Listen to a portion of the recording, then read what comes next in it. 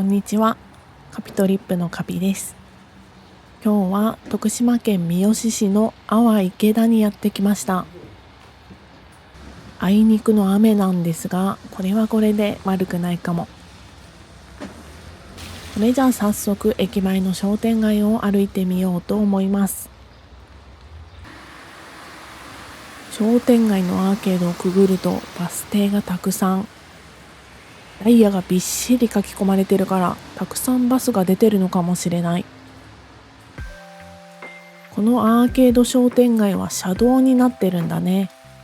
お昼でもどんどん車が通ります。商店街を歩いていくと小さい公園、フラットスクエアというらしい。雨だけどちょっと寄ってみよう。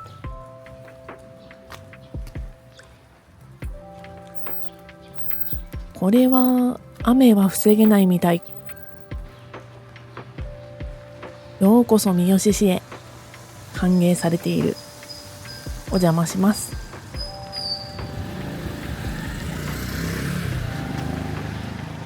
まんじゅう屋さん、旅館、その奥には喫茶店。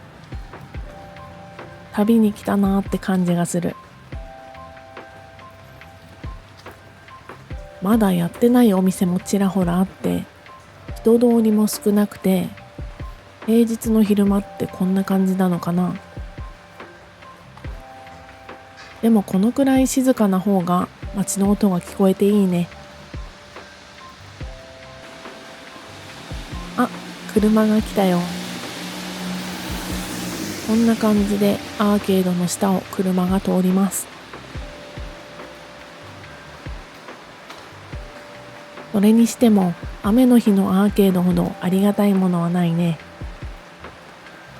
あちこちでアーケードが撤去されているからこそ、残っている場所に来た時にどこか懐かしさを感じる。そろそろアーケードも終わりみたい。この先はもう少し古い街並みのエリアに入っていくみたいだから楽しみにしといてね。池田町町の交差点まで来たよ。カタカナの交差点、珍しいね。近くに池田町サラダっていう交差点もあって、そっちが有名かも。交差点を過ぎて本町通りという通りを歩いていくよ。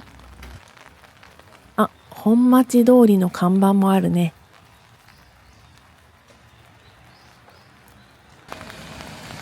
右側に立派な酒屋さんがある。歴史ありそうな佇まいだな。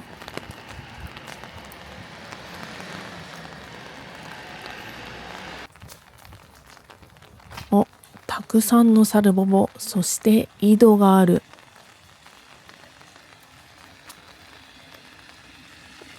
庚申塔という塔が立っていて、庚申さんと呼ばれているみたい。街の中の小さな信仰の場として大切にされてきた場所なんだろうな。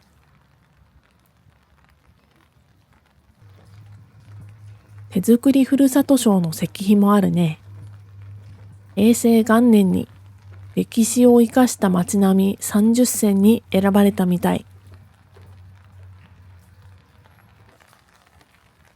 立派な松が見えてきた。この辺りは江戸時代からタバコの栽培が盛んで、幕末から明治にかけて阿波刻みっていう刻みタバコで栄えたんだって。左に見えてきたのは阿波池田うだつの家タバコ資料館。元はタバコ製造業者だった真鍋家の住宅らしいよ。タバコ資料館にもなっていて、当時の資料とかが展示されているみたい。うだつっていうのは1階の屋根の上にあるこの白い壁のこと。防火のためのものだったんだけど、家の豊かさの象徴としてだんだん豪華になっていったの。うだつが上がらないっって言葉はこれが由来だね。少し歩くといい感じの建物の気配。学べや民でっていう地域交流拠点施設なんだって。民でっていうのは地元の方言で、何々してみないという意味の言葉らしいよ。方言で名付けられた建物の名前、すごい好き。2018年にできた建物で、築100年以上の蔵と母屋を改築したらしい。レストランとかショップ、コワーキングスペース、オフィスとかも入ってるんだって。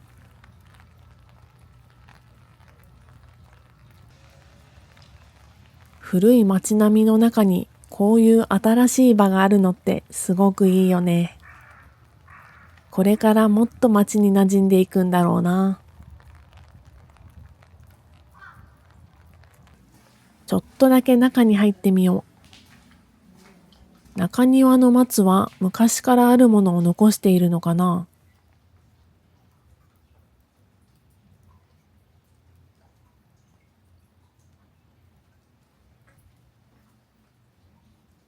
中庭をぐるっと囲んで建物が建っているね。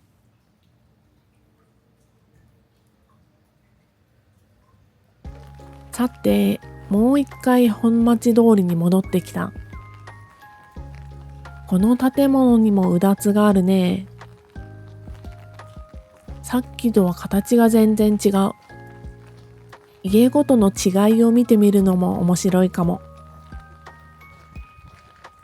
この家は木造だけどうだつがありそう。栄えていた時にはこの辺りに100軒以上のタバコ業者があったらしくて、当時の賑わいがちょっと想像できるね。左側を向いてみたら山がすごく近くに見える。学校のチャイムも聞こえてきて、旅先でもなんだか日常を感じる。低い位置に霧が立ち上っているのかな。この辺りのお家にもうだつがあるね。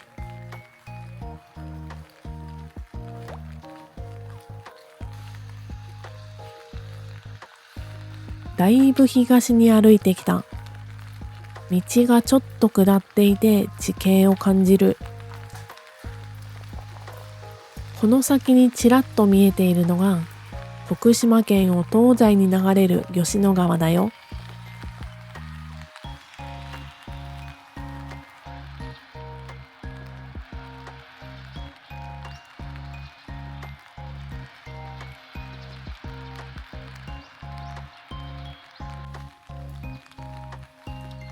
谷町通りっていう通りに入ってみた。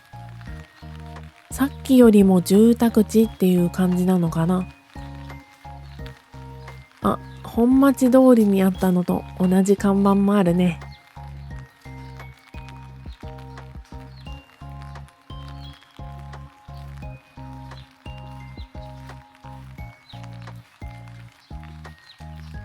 雨の音と鳥の声ぐらいしか聞こえない。旅先で過ごすこういう時間、本当に好き。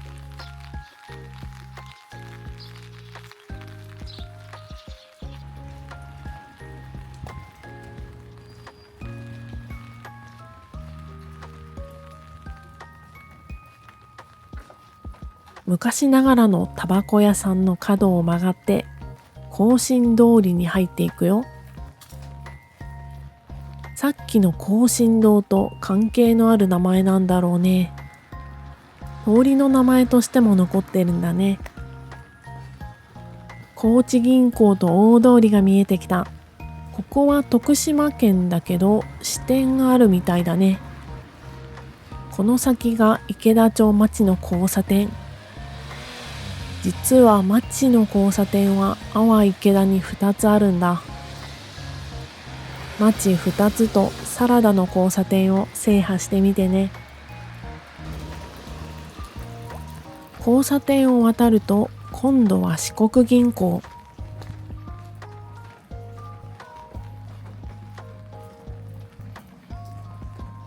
銀座通りという名前の通りだね。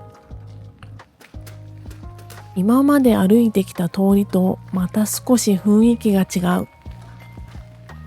昭和平成の建物が多いのかな。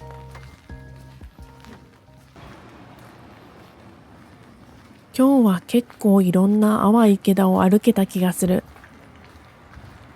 同じ街でも通りごとに全然表情が違うんだなって。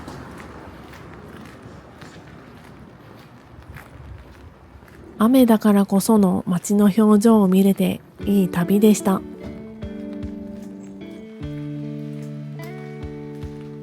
最初に歩いていたアーケードが見えてきたね。またのお越しをどうぞ。